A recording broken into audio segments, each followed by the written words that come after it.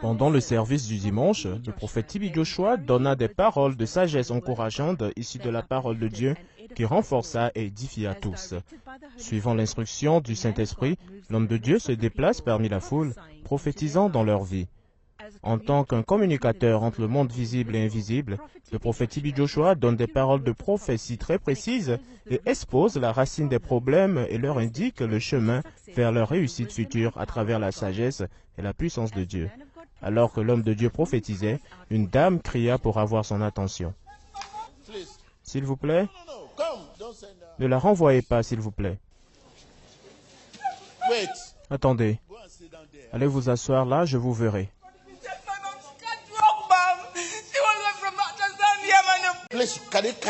S'il vous plaît, amenez-la de l'autre côté. C'est purement de l'ignorance. Nous devons les corriger.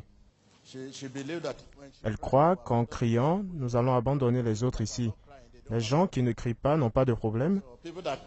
Alors ceux qui crient sont ceux qui ont des problèmes, c'est ça? Alors crions tous et pleurons tous. Homme de Dieu, aide-nous, aide-nous. Maintenant, voyez-vous que c'est pas intéressant? Il n'y a pas de problème, venez. Ça va, attendez. Homme de Dieu, aide, ma mère ne peut pas marcher.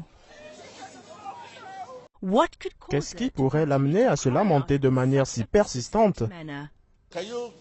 S'il vous plaît, amenez-la pour qu'elle aille s'asseoir devant l'autel. C'est mon invité. Alors qu'il lui demanda d'attendre, l'homme de Dieu continua par donner des paroles de prophétie aux gens, et en un rien de temps, la dame s'écria pour une troisième fois. Elle ne peut pas marcher. Nous venons de la Tanzanie, homme de Dieu. Où est ta mère? Elle est dans le parking. Elle ne peut pas marcher. Allez chercher votre mère. Sans perdre de temps, la dame courut hors de l'auditorium vers les tentes où se trouvait le trop-plein des membres de la congrégation pour amener sa mère à l'homme de Dieu après avoir expliqué qu'elle venait de la Tanzanie et que sa mère était incapable de marcher. Une fois arrivée à l'une des tentes hors de l'auditorium de l'église, la dame localisa sa mère qui était assise dans une chaise roulante et il était évident qu'elle était incapable de marcher ou de se déplacer sans cette chaise roulante. Elles se dirigèrent lentement vers l'homme de Dieu dans l'auditorium. Qu'arrivera-t-il ensuite? Cette dame sera-t-elle capable de marcher à nouveau?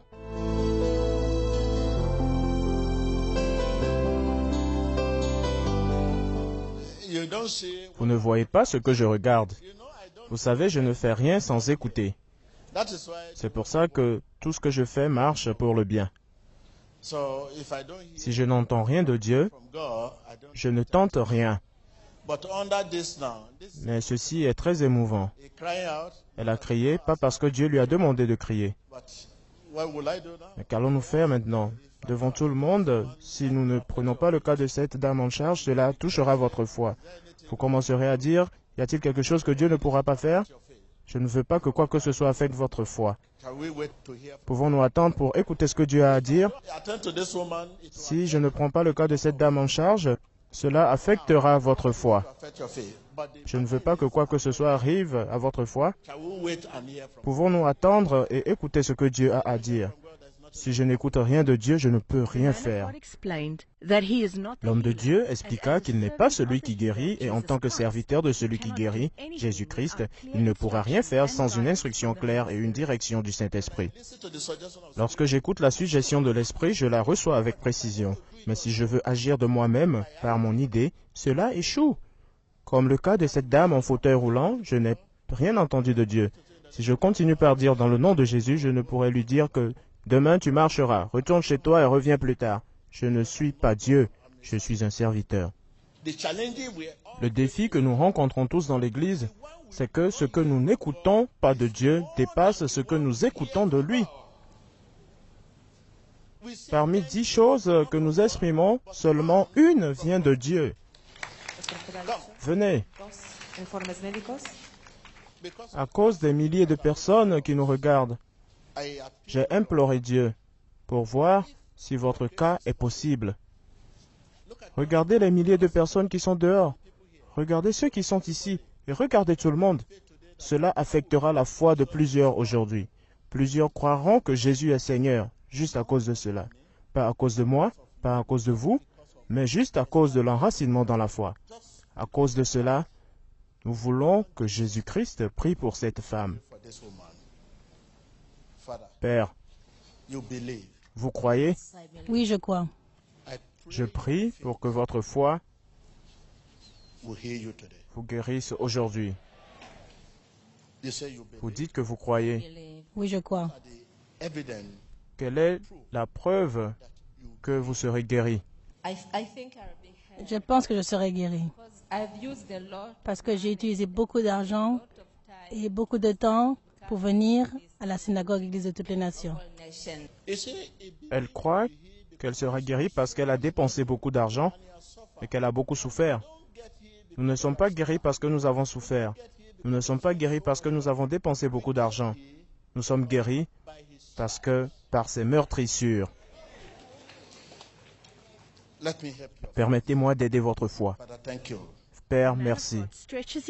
L'homme de Dieu étendit sa main et pria pour qu'elle se lève et qu'elle marche par la puissance du Saint-Esprit, justifiant ainsi que l'âge des miracles n'est pas encore chose du passé, et que le Maître qui guérit, Jésus-Christ, est vivant et qu'il continue d'utiliser les facultés de son serviteur pour exprimer sa puissance et amener la gloire à son nom en rendant l'impossible possible.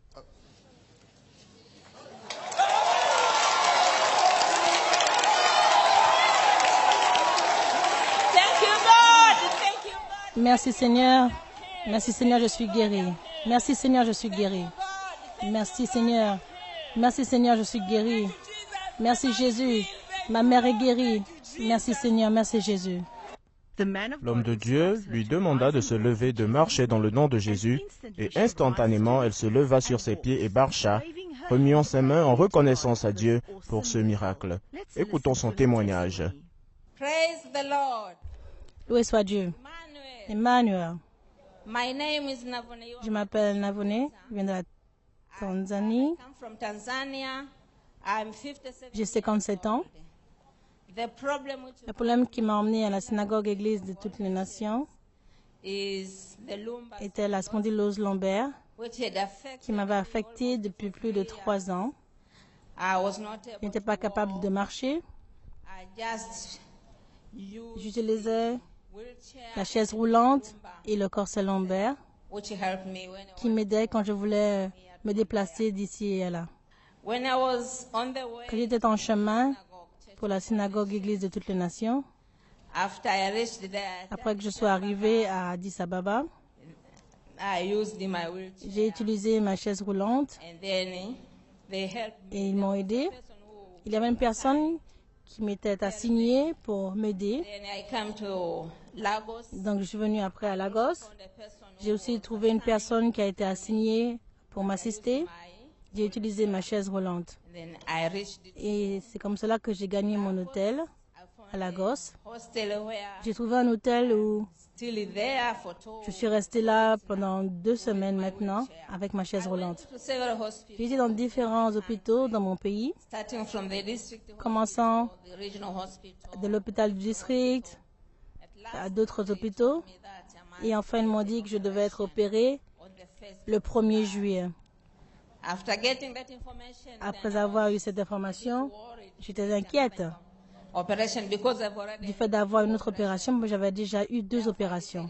Donc j'ai décidé de venir à la synagogue Église de toutes les nations. Et